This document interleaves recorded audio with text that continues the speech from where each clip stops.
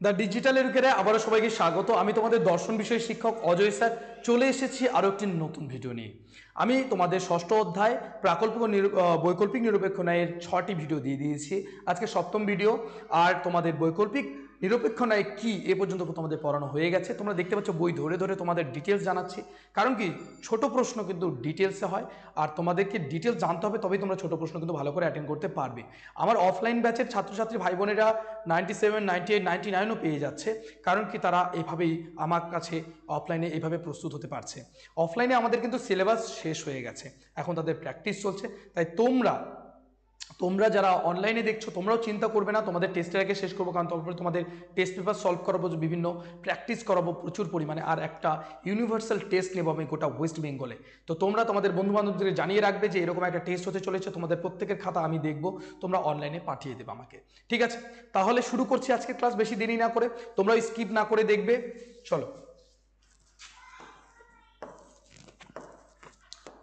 এই যে তো যেমন করে আমরা প্রাকল্পিক নিরপেক্ষ ন্যায়ের ক্ষেত্রে দেখেছিলাম যে তার কিছু নিয়ম ছিল এবং তারও বৈধ অবৈধতা ছিল। তো নিয়ম যখন থাকবে তখনই বৈধ অবৈধতা আসবে, তখনই মূর্তি আসবে, তখনই দোষ আসবে। তো প্রাকল্পিক নিরপেক্ষ ন্যায়ের ক্ষেত্রে একটু রিকল করে নিই। প্রাকল্পিক নিরপেক্ষ ন্যায়ের ক্ষেত্রে আমরা দেখেছি দুটো নিয়ম ছিল, একটা গঠনমূলক, একটা ধ্বংসমূলক। গঠনমূলকের ক্ষেত্রে আমরা দেখেছি যে সেখানে কি হয়েছিল, সেখানে একটা মূর্তি ছিল এমপি, তারপরে আমরা দেখেছি দোষও ছিল, যদি মূর্তিটা না হতো, যদি নিয়মটা না মানতো তাহলে কিন্তু দোষ হতো, ঠিক তাই না? তারপরে আমরা দেখলাম ধ্বংসমূলক নিয়মে দেখলাম যে সেখানেও একটা মূর্তি এমটি এবং তারও কিছু দোষ, তার একটা দোষ বেরোলো, ঠিক আছে? তো তাহলে এখানেও আমাদের বৈকল্পিক নিরপেক্ষ ন্যায়ের ক্ষেত্রেও কিন্তু তোমরা মনে রাখবে যে এখানেও কিন্তু নিয়ম আছে, আর নিয়মটা না মানলে কিন্তু কি হবে, দোষ হবে, আর নিয়মটা মানলে হবে মূর্তি। তো চলো নিয়মটাকে পড়বো আগে। নিয়ম, বৈকল্পিক নিরপেক্ষ ন্যায়ের বৈধতা নিয়ম। নিয়মটা কি? প্রধানাশ্র বাক্যের বৈকল্পিক বচনের যে কোনো একটি বিকল্পকে অপ্রধানাশ্র বাক্যে অস্বীকার করে সিদ্ধান্তে অন্য বিকল্পটিকে কি করতে হবে, বলো, স্বীকার করতে হবে। তাহলে ভালো করে বোঝো যে নিয়মটা বলেছে যে একটা বৈকল্পিক বচনে কয়টা বিকল্প থাকে, দুটো থাকে। কয়টা বিকল্প থাকে? দুটো। তাহলে একটা বৈকল্পিক বচনে দুটো বিকল্প থাকে, একটা বিকল্পকে আমি অপ্রধানাশ্রকে অস্বীকার করব, তারপরে পরের বিকল্পটাকে স্বীকার করব, সিদ্ধান্তে গিয়ে স্বীকার করব। এটাই হচ্ছে আমাদের বৈকল্পিক নিরপেক্ষ ন্যায় কিন্তু বৈধতার নিয়ম। যদি এই নিয়মের অন্য হয়ে যায়, মানে কি এই নিয়মটা উল্টো হয়ে যায়, যদি আমি কি করি, একটা বিকল্পকে আমি অপ্রধানাশ্রকে অস্বীকারের জায়গায় স্বীকার করি, আর এখানে যদি সিদ্ধান্তে যদি অন্য বিকল্পকে অস্বীকার করি, তাহলে কিন্তু সেটা দোষ হয়ে যাবে বা সেটা নিয়ম বিরুদ্ধ হয়ে যাবে। নিয়মটা যেটা বলেছে সেই নিয়ম অনুসারে যদি হয়ে থাকে তাহলে মনে করবা বৈধ, আর যদি নিয়ম অনুসারে না হয়ে থাকে তাহলে হয়ে যাবে অবৈধ। তাহলে কি বলেছে দেখো, অর্থাৎ প্রধান আশ্রবাকের যে কোনো একটি বিকল্পকে কি করব, অপ্রধান আশ্রবাকে স্বীকার করে সিদ্ধান্তে অন্য বিকল্পটিকে অস্বীকার করা যায় না। তাহলে ভালো করে বুঝো, মানে এই নিয়মের উল্টোটাই আমার সত্য হবে না। কারণ কি, প্রধান আশ্রবাকের যে কোনো একটি বিকল্পকে অপ্রধান আশ্রবাকে আমি স্বীকার করে সিদ্ধান্তে অন্য বিকল্পটি কিন্তু অস্বীকার করা যাবে না, এটা করা যাবে না। এরূপ করলে যুক্তিটি কি হয়ে যাবে বলো তো, অবৈধ হয়ে যাবে। কি হয়ে যাবে? অবৈধ হয়ে যাবে।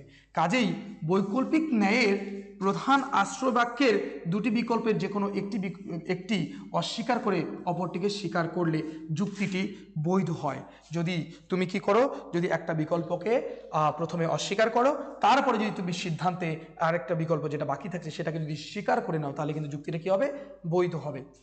আর একটিকে স্বীকার করে অপরটিকে অস্বীকার করলে যুক্তিটি অবৈধ হবে। আর যদি তুমি প্রথমেই স্বীকার করে নাও তারপরে যদি অস্বীকার করে নাও, তাহলে কিন্তু সেটা কি হিসাবে বলো তো, অবৈধ হয়ে যাবে। বৈকল্পিক নিরপেক্ষ যুক্তি বৈধ হলে তাকে ডিসজাংটিভ সিলোজিজম বা ডিএস বলা হয়। এখানে যে মূর্তিটা হয় সেই মূর্তিটার নাম হচ্ছে ডিএস। কি নাম?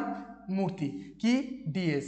মূর্তিটার নাম কি? ডিএস। ভালো করে মাথায় রাখবে, এটা তোমাদের এমসিকিউ প্রশ্ন আসবে যে বৈকল্পিক নিরপেক্ষ ন্যায়ের ক্ষেত্রে বৈধ মূর্তির নাম কি? ডিএস। এখানে তিনটা মূর্তি পাবে, এমপি, এমটি আর ডিএস।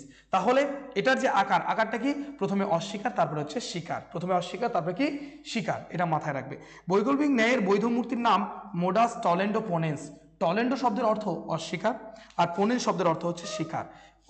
সুতরাং মোডাস টলেন্ডো পোনেন্স কথাটির অর্থ হলো অস্বীকার করে স্বীকার করা হয় এমন মূর্তি। এই যে ডিএস যে মূর্তিটা, এটাকেও এমটিপিও বলা হয়। কারণ কি, মোডাস টলেন্ডো পোনেন্স কেন বলা হয়? কারণ টলেন্ডো কথার মানে হচ্ছে অস্বীকার করা। আমরা জেনে এসেছি যে এমটি এমটি এমপি, এমপিতে পোনেন্স, পোনেন্স মানে স্বীকার করা, আর এমটি টি টোনেন্স, টোনেন্স কি অস্বীকার করা। তো এখানে তোমরা ভালো করে দেখো যে এটাকে সুতরাং এমটিপিও কিন্তু বলা হয়, এই ডিএসকে কিন্তু আমরা এমটিও বলতে পারি। কারণ কি এখানেও কিন্তু অস্বীকার করে তারপরে স্বীকার করছে। নিয়মটাকে সিম্পল মানে মনে রাখো যে প্রথমে অস্বীকার তারপরে হচ্ছে স্বীকার। আমাদের প্রধান আশ্রয় বাক্যে যে বৈকল্পিক বচন রয়েছে তার একটা বিকল্প প্রথমে অস্বীকার করব, তারপরে পরের বিকল্পটাকে স্বীকার করব, তাহলে আমাদের বৈধ। আর যদি এমন ঘটে যে প্রথমেই স্বীকার তারপরে অস্বীকার, তাহলে কিন্তু আমাদের একটা কি হয়ে যাবে, দোষ দেখা যাবে। সেটা আমরা জানলাম, নিয়ম জানলাম। এবারে আমরা জানবো, দেখো দেখো তাহলে কি করছি এবারে। আগে প্রথমেই আমাদের কি করতে হবে, আকার আকার করে নিতে হবে, যুক্তিসম্মত আকার করে নেব, এখানে আদর্শ আকার করে নিই। আদর্শ আকার, আদর্শ আকার যখন করব অবশ্যই আমাকে প্রথমে কি করতে হবে, প্রধান আশ্রয়পক্ষ, প্রধান আশ্রয়পক্ষ আমি দেখলেই চিনবো সেটা কি, সেটা হচ্ছে আমাদের কি অথবা যুক্ত থাকবে, হয় অথবা দ্বারা। তাহলে ফুলটি লাল অথবা, ফুলটি অথবা লাল অথবা কি সুগন্ধযুক্ত, কি যুক্ত, সুগন্ধ যুক্ত। এটা প্রধান আশ্রয় বাক্য গেল, কারণ এখানে কি রয়েছে, এখানে আমরা ভালো করে জানি কি রয়েছে, এখানে দেখো এখানে অথবা শব্দটি রয়েছে। তারপরে আমরা দেখো কি করব, তারপরে আমরা যে কোনো এবারে দেখো কি আছে, কাজেই শব্দটা আছে, তার মানে এটা হচ্ছে আমাদের সিদ্ধান্ত বাক্য, এটা আমাদের কি অপ্রধান আশ্রয় বাক্য, তাই না? তাহলে অপ্রধান আশ্রয় বাক্য লিখবো, ফুলটি লাল নয়। তারপরে কি আছে, সুতরাং ফুলটি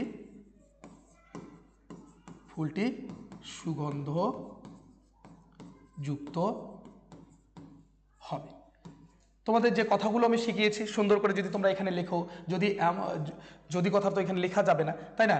এখানে যদি লেখো যে এমন নয় যে ফুলটি লাল, এটাও লিখতে পারো। এমন হয় যে ফুলটি কী হবে, সুগন্ধযুক্ত হবে, লিখতেই পারো, কোনো অসুবিধা নেই। নয় দিয়েও তোমরা লিখতে পারো, কারণ এর আগের বছরে কিন্তু আমি এগুলো শেখাইনি যে এমন নয় যে এগুলো লিখতে হবে। তারপরেও ছাত্র কিন্তু, তারপরেও আমার ছাত্রছাত্রী ভাই বোনেরা কিন্তু 97, 98 পেয়ে গেছে। তো এসব নিয়ে অত মাথা ব্যথা করবে না শিক্ষক। এবারে এখানে এটা বৈধ হলো না অবৈধ হলো আমরা কি করে দেখব, কি করে বুঝবো এটা বৈধ না অবৈধ? ভালো করে দেখো তো, ভালো করে যদি দেখি আমরা যে প্রথমেই আমাদের নিয়মটা কি ছিল, যে এটা যদি আমাদের প্রধান আশ্রয় বাক্য হয়, প্রধান আশ্রয় বাক্যে দুটি বিকল্প থাকবে, দুটি বিকল্পের মধ্যে একটাকে এখানে অপ্রধান আশ্রয় কি করতে হবে, অস্বীকার করতে হবে।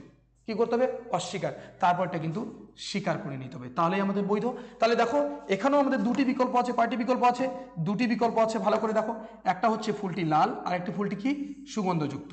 তাহলে এই দুটি বিকল্পের মধ্যে যে কোনো একটি, এটাও হতে পারে ওটাও হতে পারে, যে কোনো একটা বিকল্পকে প্রথমে অস্বীকার করতে হবে। দেখো ফুলটি লাল নয়, তাহলে কি অস্বীকার করে নেওয়া হয়েছে না, কি হয়েছে, অস্বীকার করে নেওয়া হয়েছে। এবারে তারপরে দেখো ফুলটি পরে আরেকটা বিকল্প কি সুগন্ধযুক্ত, ফুলটি সুগন্ধযুক্ত হবে, তাহলে দেখো অস্বীকার করে স্বীকার করা হয়েছে, তাহলে এটা কি বৈধ, কারণ নিয়মটাকে মানা হয়েছে। আর এটা কোন ধরনের বৈকল্পিক বচন বলতো, এটা অবিসংবাদী। এটা কোন ধরনের বৈকল্পিক বচন, ভালো করে দেখো, অবিসংবাদী। কারণ কি তোমার এখানে দুটো বিকল্প কিন্তু একই সাথে সত্য হতে পারে, এমনও তো কোনো ফুল আছে যে ফুলটা লাল তার সঙ্গে সুগন্ধযুক্ত হতেই পারে, এটা অবিসংবাদী, ঠিক আছে, মনে রাখবে এটা। তাহলে দেখো বিচার করা আছে যুক্তিটি বৈকল্পিক ন্যায়ের বৈধরূপ, এটা বৈকল্পিক ন্যায়ের বৈধরূপ, এখানে যে মূর্তিটা আসবে সেটা হচ্ছে ডিএস, কি মূর্তি আসবে, ডিএস।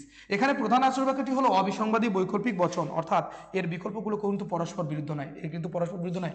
এমন নয় যে সুগন্ধযুক্ত হলে লাল হতে পারবে না, লাল হতে পারলে সুগন্ধযুক্ত হতে পারবে না, এমন কখনো কিন্তু হতে পারবে না। বৈকল্পিক ন্যায়ের বৈধতার নিয়ম অনুসারে এখানে একটি বিকল্পকে অপ্রধান আশ্রয় বাক্যে স্বীকার করে সিদ্ধান্তে অন্য বিকল্পটিকে কি করছে, স্বীকার করা হয়েছে, তাই যুক্তিটি বৈধ। এখানে কি করা আছে, একটা বিকল্পকে অস্বীকার করে পরে আরেকটা বিকল্পকে কি করা হয়েছে, স্বীকার করা হয়েছে, এখানে কি হয়েছে, বৈধ হয়েছে। আর বৈধ মূর্তিটির নাম হচ্ছে মোডাস টোলেন্ডো পোনেস বা ডিএস, যে কোনো তোমরা একটা লিখতে পারো, মনে থাকবে কথাটা। তাহলে একদম সহজ, অবিসংবাদী তোমরা বুঝতে পারলে। এবার আমরা আরো একটা এক্সাম্পল নিয়ে দেখব, দেখো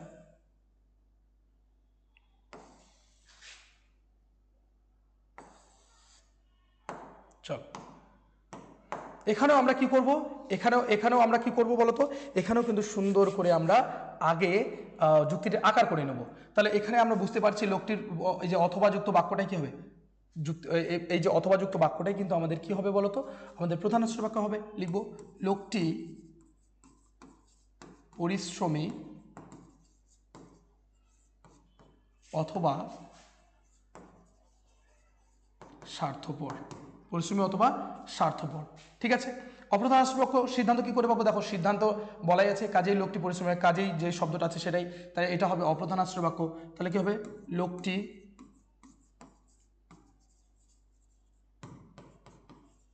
স্বার্থপর নয়, এমন নয় যে স্বার্থপর, এমন নয় যে লোকটি স্বার্থপর, সুতরাং লোকটি পরিশ্রমী, পরিশ্রমী লিখে নিলাম। তাহলে আমাদের কমপ্লিট। এবারে আমরা কি করব দেখব যে এটা বৈধ নিয়ম পালন করেছে কিনা, বৈধ হয়েছে কি না। তাহলে দেখো এখানেও আমাদের দুটো বিকল্প আছে, একটা হচ্ছে লোকটি পরিশ্রমী আর একটা কি স্বার্থপর। তাহলে এখানেও যদি আমরা দেখি দুটি বিকল্প কিন্তু একই সাথে বিরুদ্ধ নয়। কারণ কি দেখো যে এখানে যদি ভালো করে দেখো যে একটা মানুষ কিন্তু পরিশ্রমীর সঙ্গে স্বার্থপর হতেই পারে। তাহলে একটা বিকল্পকে কি করা হয়েছে? প্রথমে অস্বীকার করা হয়েছে, নয় আছে অস্বীকার করা হয়েছে, তারপরে কি করেছে? একটা বিকল্পকে স্বীকার করেছে, এখানে কিন্তু না নয় কিছু নেই। তাহলে এটাও বৈধ রূপ, একটা কি রূপ? এটা বৈধ। এখানে বলা হচ্ছে যুক্তিটিতে বৈকল্পিক ন্যায়ের বৈধতার নিয়ম পালন করার জন্য বৈধ হয়েছে, সুতরাং বৈকল্পিক ন্যায়ের উক্ত বৈধতার নিয়ম থেকে এর দুটি বৈধ রূপ পাওয়া যেতে পারে। কারণ কি আমরা এমন করতে পারি যে প্রথমে আমরা কি করতে পারি?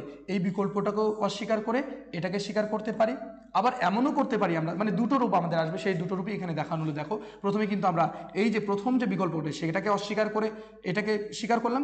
এবারে এই উদাহরণে দেখতে পাচ্ছ যে এই যে পরের যে দ্বিতীয় বিকল্পটাকে অস্বীকার করে এই প্রথম বিকল্পটাকে কিন্তু স্বীকার করে নেওয়া হয়েছে। এটা হচ্ছে দুটো কিন্তু রূপ, দুইটা বৈধ রূপ, ভালো করে তোমরা মাথায় রাখবে, ঠিক আছে? তাহলে এই বৈধ রূপ কিন্তু দুটি, তাহলে জানা গেল। এবার ব্যতিক্রম কি আছে, নিয়মটির ব্যতিক্রম জায়গা কোনটি ভালো করে মাথায় রাখবে, যে কি হলে আমরা কি করতে পারি। বৈকল্পিক ন্যায়ের ব্যতিক্রমী ক্ষেত্রটি হলো যদি বৈকল্পিক নিরপেক্ষ ন্যায়ের প্রধান আশ্রয়বাক্যটি একটি বিসংবাদী বৈকল্পিক বচন দ্বারা গঠিত হয়, তাহলে অপ্রধান আশ্রয়বাক্যে একটি বিকল্পকে স্বীকার করে সিদ্ধান্তে অন্য বিকল্পকে অস্বীকার করলেও যুক্তিটি কি হবে বলতো? বৈধ হবে। ভালো করে মাথায় ঢুকিয়ে নাও, যদি কখনো এমন হয় যে বৈকল্পিক নিরপেক্ষ ন্যায়ের যে প্রধান আশ্রয়বাক্য সেটা যদি প্রধান আশ্রয়বাক্যটা যদি কি হয় বলতো? বিসংবাদী বৈকল্পিক বচন হয়। কি বচন? বিসংবাদী বৈকল্পিক বচন হয়। তাহলে অপ্রধান আশ্রয়বাক্যে একটি বিকল্পকে স্বীকার করে তোমরা যদি কি করো? সিদ্ধান্ত অন্য বিকল্পটাকে অস্বীকার করো, যেটা নিয়মের উল্টো। ভালো করে বোঝো, আমাদের নিয়ম কি ছিল? নিয়ম ছিল প্রথমে অস্বীকার, তারপরে কি ছিল? তারপরে স্বীকার ছিল, তাই না? আমাদের অপ্রধান আশ্রয়বাক্য প্রথমে অস্বীকার করতে হবে, তারপরে স্বীকার করতে হবে। কিন্তু যদি এমনটা হয় যে বিসংবাদী বৈকল্পিক বচন হয়ে থাকে, তারপরে যদি অপ্রধান আশ্রয়বাক্য যদি বিকল্পকে স্বীকার করে সিদ্ধান্ত যদি বিকল্পকে অস্বীকার করো, তাহলে যুক্তিটা কি হয় বলতো? তা হলেও কিন্তু যুক্তিটা বৈধ হবে। অর্থাৎ যেখানে প্রধান আশ্রয়বাক্যের দুটি বিকল্প বচন পরস্পর বিসংবাদী হয় বা পরস্পর বিরুদ্ধ হয়, অর্থাৎ একসঙ্গে সত্য হতে পারে না, এবং অপ্রধান আশ্রয়বাক্যে যে কোনো একটি বিকল্পকে স্বীকার করে সিদ্ধান্ত অন্য বিকল্পকে অস্বীকার করা হয়, সেক্ষেত্রে আপাত দৃষ্টিতে যুক্তিটিকে অবৈধ মনে হলেও যুক্তিটি কি অবৈধ হবে না। কি হবে? যুক্তিটা বৈধ হবে। কি হবে যুক্তিটা বলতো? মাথায় রাখবে, যুক্তিটা কি হবে? বৈধ হবে। ভালো করে মাথায় ঢুকিয়ে নাও। এই যে ব্যতিক্রমী নিয়মটা কিন্তু খুব সুন্দরভাবে মাথায় ঢুকিয়ে নাও, যে যদি আমাদের প্রধান আশ্রয় বাক্যটা একটা বিসংবাদী বচন হয়, বিসংবাদী বৈকল্পিক বচন হয়, তাহলে কিন্তু আমাদের প্রধান আশ্রয় বাক্যের একটি বিকল্পকে স্বীকার করে সিদ্ধান্ত যদি আরেকটা বিকল্পকে অস্বীকার করা হয়, যেটা নিয়ম বিরুদ্ধ, সেটা আপাত দৃষ্টিতে অবৈধ মনে হলেও সেটা কিন্তু আমাদের বৈধ হবে। কারণ বিসংবাদীর ক্ষেত্রে আমরা জানি যে কোনো বিকল্প, যে কোনো আকারই, যেমন আকারেই থাকুক না কেন, সেটা কিন্তু বৈধ। সেটা কি? বৈধ। মনে থাকবে কথাটা, একদম স্পষ্টভাবে মনে রাখবা। যেমন একটা উদাহরণ দেওয়া আছে, দেখো উদাহরণটা দেখলে তোমরা খুব ভালো করে বুঝবে। তাহলে এখানে আর বোঝার মতো কোনো কিছু নেই, খুব সুন্দরভাবে মনে রাখবে যে কোন বৈকল্পিক বচনের ক্ষেত্রে দুটো বিকল্প একই সঙ্গে সত্য হতে পারে না, সেটা হচ্ছে বিসংবাদীর ক্ষেত্রে। মনে রাখবা বিসংবাদী বৈকল্পিক বচনের ক্ষেত্রে দুটো বিকল্প একই সঙ্গে সত্য হতে পারে না, একই সাথে সত্য হতে পারবে না। এক্ষেত্রে যে কোনো আকারে বিসংবাদী বৈকল্পিক বচনের ক্ষেত্রে যে কোনো আকারে মনে রাখবে কি হবে বলতো? বৈধ হবে। কি হবে? বৈধ হবে। ঠিক আছে, চলো দৃষ্টান্তটা এখানে সুন্দর করে ব্যাখ্যা করা আছে। দেখো কি বলেছে, বলেছে প্রধানমন্ত্রী কি আছে এখন? প্রধানমন্ত্রী এখন দিল্লিতে আছেন। ভালো করে মনে রাখবে, প্রধানমন্ত্রী এখন কোথায় আছে? দিল্লিতে আছেন, অথবা কোথায় আছেন? কলকাতায় আছেন। তাহলে প্রধানমন্ত্রী এখন দিল্লিতে আছেন, সুতরাং তিনি কলকাতায় নেই। ভালো করে বুঝবো, আমরা প্রধান আশ্রয়বাক্য বের করবো, তারপরে অপ্রধান আশ্রয়বাক্য বের করবো, তারপরে কি বেরবো?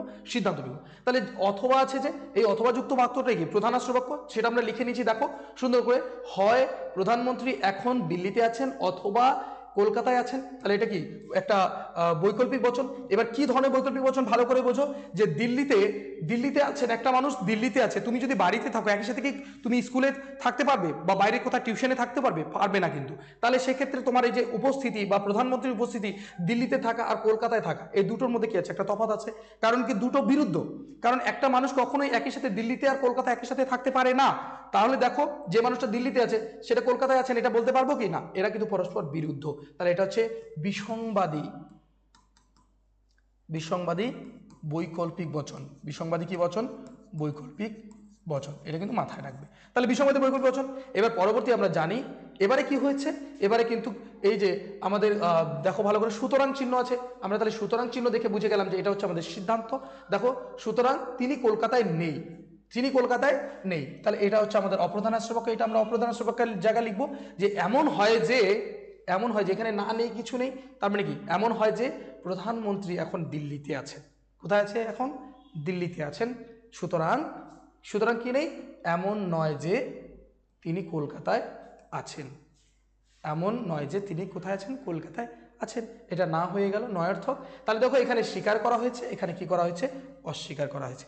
যেখানে আমাদের নিয়মে বলা ছিল প্রথমে অস্বীকার করব একটা বিকল্পকে, তারপরে স্বীকার করব, কিন্তু এখানে যেহেতু এটা কি একটা বলতো, এটা হচ্ছে আমাদের কিন্তু বিসংবাদী বৈকল্পিক ন্যায়, সেই কারণের জন্য বিসংবাদী বৈকল্পিক বচন এখানে প্রধান আশ্রয়বাক্যটা, সেই কারণের জন্য কিন্তু এটা হয়তো অবৈধ মনে হচ্ছে, কিন্তু তবুও এটা বৈধ। যেমন পাখিটি কাক অথবা কোকিল, পাখিটি কাক অথবা কোকিল, এখানে কি একটা পাখি কি কখনো একই সাথে কাক কোকিল হতে পারে? সেটা কিন্তু বিসংবাদী। কিন্তু সেই আকার যেমনই হোক না কেন, সেখানে কিন্তু দুটো বিকল্প একই সঙ্গে কখনো এখানে সত্য হতে পারবে না, আবার দুটো বিকল্প একই সাথে কখনোই কি হতে পারবে না বলতো, কখনোই মিথ্যা হতে পারবে না। খুব ভালো করে মাথায় ঢুকিয়ে নাও। তাহলে ব্যাখ্যাটা দেখে নাও। আপাত দৃষ্টিতে যুক্তিটি কি মনে হচ্ছে বলতো, একটা অবৈধ মনে হচ্ছে। কারণ কি, আমরা জানি আমাদের যে আকারটা ডিএস এর যে আকার, সেই ডিএস এর আকারটা কিন্তু ভালো করে মনে রাখবে পি অথবা কিউ। আমি সংকেতের মাধ্যমে বোঝাচ্ছি, দেখো পি অথবা কিউ। এখানে প্রথমে কি করতে হবে, আমাকে অস্বীকার করতে হবে যে কোনো একটা বিকল্প, কিউ নয় সুতরাং পি। এটা আকার, এটা হচ্ছে আমাদের ডিএস এর আকার, যে প্রথমে আমি অপ্রধান আসবে একটা বিকল্পকে অস্বীকার করব। এটা বাদেও আরেকটা আকার আসবে, কারণ আমরা জানি এখানে দুইভাবে বৈধ হতে পারে, পি অথবা কিউ। তাহলে প্রথমে পি কে করেছি, কিউ নয় সুতরাং পি। এটা তাহলে এই দুটো আকারের মধ্যে কোনোটাই কিন্তু এটা নয়, কারণ বৈধ আকার এই দুটো, আর অবৈধ আকার কিন্তু এটা কিন্তু অবৈধ আকারের মধ্যে এসেছে, কিন্তু বিসংবাদী বৈকল্পিক বচন হওয়ার কারণে এটা বৈধ। কিন্তু এখানে প্রধান আশ্রয়বাক্যের বৈকল্পিক বচনের বিকল্প দুটি বিসংবাদী, পরস্পর কি, সেটা পরস্পর বিরুদ্ধ। অর্থাৎ এক্ষেত্রে দুটি বিকল্প একসঙ্গে সত্য হতে পারে না। এখানে দুটো বিকল্প কিন্তু একই সঙ্গে কখনোই কি হতে পারবে না বলতো, সত্য হতে পারে না। দুটি বিকল্প কখনোই একসঙ্গে সত্য হতে পারে না, কারণ এই ধরনের বৈকল্পিক যুক্তির ক্ষেত্রে বৈধতা বিচার করার সময় অপ্রধান আশ্রয়বাক্য সিদ্ধান্ত অপরিবর্তিত রেখে প্রধান আশ্রয়বাক্যের বিকল্প দুটিতে নয় যোগ করে পুনর্গঠিত করতে হবে। সেক্ষেত্রে যুক্তির আদর্শ আকার হবে। এখানে কি হবে বলো তো, তোমাদেরকে কিন্তু এইখানে ভালো করে মনে রাখো যে নিয়মটা বলেছে, কি বলেছে ভালো করে আবার দেখো। বলছে সে কারণে এই ধরনের বৈকল্পিক যুক্তির ক্ষেত্রে কি করতে হবে, বৈধতা বিচার করার সময় অপ্রধান আশ্রয়বাক্য ও সিদ্ধান্তকে অপরিবর্তিত রেখে প্রধান আশ্রয়বাক্যের বিকল্প দুটিতে, প্রধান আশ্রয়বাক্য যে বিকল্প দুটি, সেই বিকল্প দুটিতে কিন্তু নয় কি যোগ করতে হবে, নয় যোগ করতে হবে, নয় যোগ করে পুনর্গঠিত করতে হবে। তুমি যদি এই প্রধান আশ্রয়বাক্য যে বিকল্প, এই দুটোতেই যদি নয় যোগ করো, কি করো, নয় যুক্ত করো, নেই যুক্ত করে দাও, ঠিক আছে, তাহলেই কিন্তু হয়ে যাবে। ঠিক আছে, তাহলে সেক্ষেত্রে কিন্তু আকারটা কি দাঁড়াবে, নেই করে দিয়ে তোমরা দেখবে অবশ্যই কিন্তু পাবে। ঠিক আছে, তাহলে আমরা জানলাম গুরুত্বপূর্ণ জায়গাগুলো খুব সুন্দরভাবে জানলাম। ঠিক আছে, এ পর্যন্ত নিয়মটি ব্যতিক্রমতা ভালো করে জানলে, তাহলে তোমরা কি কি জানলে আজকে? আমরা জানলাম যে বৈকল্পিক নিরপেক্ষ ন্যায়ের বৈধতার নিয়মটি কি, মূর্তিটার নাম কি, কখন বৈধ হচ্ছে, কখন অবৈধ হচ্ছে, নিয়ম মানলে বৈধ, নিয়ম না মানলে কিন্তু অবৈধ। এবার অবৈধ যখন হবে, নিয়ম মানলে তো আমরা জানি বৈধ হয়ে মূর্তি আসবে, আর অবৈধ হলে কখন কি হবে, তখন যে যে জিনিসটা হবে সেটা হচ্ছে দোষ আসবে। সেই দোষটা আমরা এরপরে দিনের ভিডিওতে জানবো। তাহলে দেখা হচ্ছে আরও একটি নতুন ভিডিওতে। ততক্ষণ পর্যন্ত ভালো থাকবে, সুস্থ থাকবে, আর অবশ্যই বন্ধুদেরকে শেয়ার করতে ভুলবে না। অবশ্যই দেখছো, কমেন্ট করছো না, কমেন্ট করো, খুশি বোধ করবো, আর আগ্রহের সঙ্গে আরও ভালো ভালো ক্লাস আনবো। ঠিক আছে, দেখা হচ্ছে তাহলে আরও একটি ভিডিওতে। Thank you so much.